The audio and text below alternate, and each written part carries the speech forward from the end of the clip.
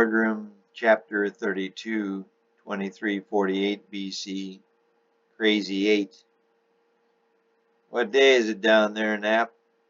Let's see, February 17, and it's still 2348 BC, Bells answered, staring down at the little blue planet for the billionth time.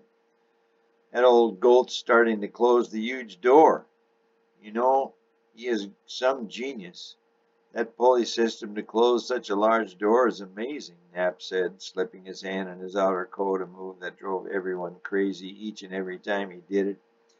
He didn't know where he got the habit, but he was helpless to break it. Angels seldom were victims of habit, but not Knapp. Is it shut yet? Jez said, sidling up to Bells in her short skirt and suit of bright pink. Yep, there it goes. All 8 crazies inside? Jez asked, knowing the answer to her own question. Angel, that is really a big boat, and it's up on the mountain.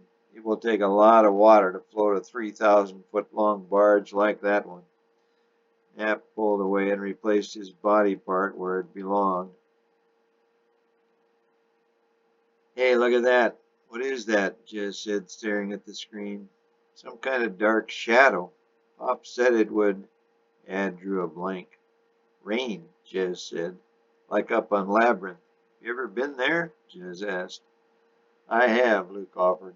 He was sitting in the far corner, a grim look on his face. What he realized, and the others seemed to have forgotten, was that Pops always told the truth. And this little black cloud on planet Earth, as black as his black shirt and tie, was now beginning to seep droplets of water. Down on the little planet, the small crowd, mostly children, had dispersed when the massive door closed. The children loved to watch all the animals, but now they were all tucked away in the big boat. Mom, you just sprinkled water on me. Quit it, Gino said. I don't even have my water jar with me, honey, his mother said. Just then she too felt some water on her face. She looked up, stared up at an already dark sky, and felt goosebumps attacking her feminine skin. Her gaze then turned toward the massive ship resting on the dry ground behind her, the last thing she saw of it before she grabbed her son's arm and exited the amusement park, were the huge letters on the bow of the ship spelling out its name, HMS Noah. Inside the massive ship, the din was deafening. Thousands of species of all types of life were surprisingly all in their appropriate cages. But to a species, all were hungry. The top floor was like a sumptuous palace for what was thought would be a large human contingent of passengers. All staterooms had balconies, and the dining rooms and swimming pools and bars were the finest in the world. They were designed to attract passengers for the voyage, but no one could be lured aboard save Noah's immediate family. The second deck was for the smaller animals and birds. The third deck was for the massive stores of foods that Noah and his sons had loaded aboard with the help of hired workers. The lower deck was for larger animals. Most were young, and in many cases were even babies, but still the payload was astounding. Noah, dressed in his all-white uniform, stood out on the deck with his wife dressed in a low-cut yellow formal outfit. They stared out into the now darkening sky. The relief on Noah's face was palpable. He believed his God, but his humanity occasionally won out. He had preached and constructed this ship over the past 100 years, and now the day he feared had arrived. Yet his fear of being wrong had now disappeared. His wife had tears in her eyes, but they were not tears of relief. His wife was a socialite of the first order, and her life, as she knew it, was over. She missed her lover, Florian, most of all. She had almost convinced him and his wife to board the HMS Noah the day before. But at the last minute her lover backed out. Noah seemed oblivious to her affair, which angered her, but he had been a little busy for the last 100 or so years. Down on the lower decks, Ham, Shem, and Japheth, Noah's 3 strong sons, all about 20 feet tall, were working like crazy to get food to all their passengers. As the voyage would progress, they had worked out 8-hour shifts, but none knew how long this voyage would last, or even if it would take place. Two of the wives joined in helping the men, but Japheth's wife Marguerite was the daughter of the king of Gaul. She was a statuesque, blue-eyed blonde and was not about to feed any animal or bird. She dressed in her shirred white evening gown and joined her in-laws on the deck. Soon the two women took shelter in the multi-windowed lounge and poured themselves libations, as not even bartenders could be convinced to work the cruise, despite being offered astronomical salaries. Noah remained steadfastly on deck as the drops of rain now began to fall in earnest. He picked up one of the many umbrellas to shield himself. There were plenty of umbrellas, an invention of his son Shem. He picked up a second one as the wind began to swirl, stared up in the darkening sky, and said, "Thanks for the rain, God." He bit his lip, guilt overtaking him. "Well, you know what I mean." "You are welcome, Noah," his God answered. By the third day of this voyage, which was destined to last a year, the HMS Noah was now afloat over what used to be the Garden of Eden, and things had begun to calm down inside the ship. Outside, the tumult was getting into full swing, but the 8-member crew was easing into the reality of it all. All that is, but Ham's wife Marion, who was 9 months pregnant and vomiting nearly constantly. The human gestation was 27 months, so Marion was just completing the first third of her pregnancy, carrying the 9th human on the ship. This little tyke would not be born until the voyage was completed, but he made his presence known for the entire year.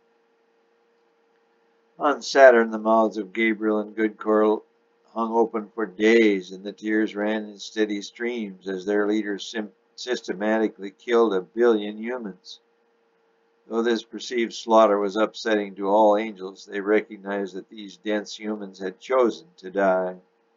They knew full well Pops would have built as many arks as necessary to carry everyone who chose to follow his recommendations.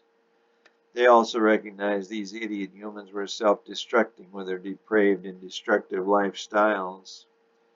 What worried every angel was the fact that they too might be expendable, and in fact they were. What none of the angels got was that for life to exist, there must be order. But as the 30 billion angels stared in disbelief as the little green and blue planet turned all blue, some of their eyes finally began to open up. "How's the little craft faring, Dwight?" Gabe asked his general. "Oh, she's had some rough going, but she's still seaworthy, and the bilge pumps are holding strong," Dwight said. "She's had it easier the last few days. The rougher weather is out over the Pacific, and the polar ice now covers half the planet," Wynne said. "I think she'll make it. I think Pop said 40 days of rain," Yulee added. "And nights," Wynne corrected. "So what happens then?" Gabe wondered. "It'll take months to dry the place up," Wynne said. "Years," Dwight countered. "Well, we'll just have to wait and see, won't we? How's the crew holding up?"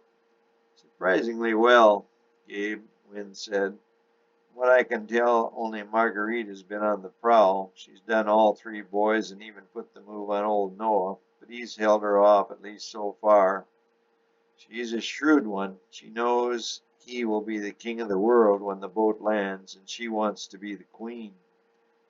She's married to the youngest son, and she's determined to move up any ladder." "Wish we had her determination up here," Gabe said, somewhat absent-mindedly. "Well, sir," Dwight said, "I don't think it'll take long for division once the land dries and society is reestablished." "You're spot on there," Wynne said. "As the planet repopulates, these humans will get back to business as usual." A reddish smirk began to cross Gabe's weary face, soon matching his always red tie. "Can a leopard change its spots?" "No, can't, Chief. Time has proven that for us already," Wynne said. "When Pops gets through destroying these humans, I expect he will start on us angels as well," Yulee said. "Well, that's why we have to keep these 8 alive and in Pop's good graces," Wynne said. "You are right on the money, young man," Gabe said. He had the distinction of being the first angel ever created, but he did not flaunt it. He didn't have to. as it not only gave him credibility, but the utmost respect from all his fellow angels. Well, those of good core, that is. Dwight craned his neck and began to massage the stiff musculature. He and the others had been working incessantly on these humans for 1,656 Earth years, with no real rest. And in light of today's events, no let-up in sight. Say, Dwight, why are you staring up at the sky like that? When asked. Oh, just thought I'd check and see if there are any raindrops coming our way.